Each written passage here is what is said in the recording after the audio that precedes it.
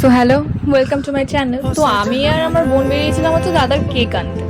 তো ফার্স্টে এতটা লেট হয়ে যায় বুঝতে পারিনি। যাই হোক, আমরা হেঁটে হেঁটে মানে অনেকটা দূর আমরা হেঁটে হেঁটে যাওয়ার চেষ্টা করি।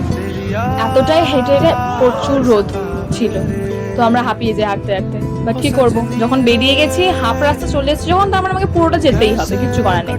তো অনেক কষ্টে ফাইনালি পৌঁছাই আমাদের গন্তব্যস্থল, মানে কেকের দোকানে পৌঁছাই।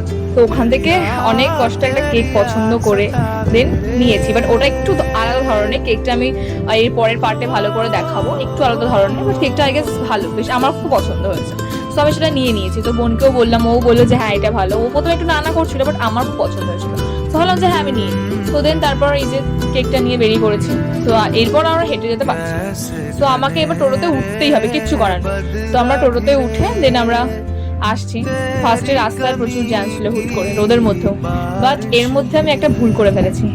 আমি ভাবছি যে কি বলবো, আমি নিজের ছাতাটাকে আমি কেকের দোকানে ফেলে চলে এসেছি। মানে আমার সাথে সবসময় এটা হয়, আমি সবসময় ভুলে যাই। বিকেলে আমাকে আনতেই হবে, না আমাকে মা মেরে ফেলবে। তো যাই হোক, কাজের জন্য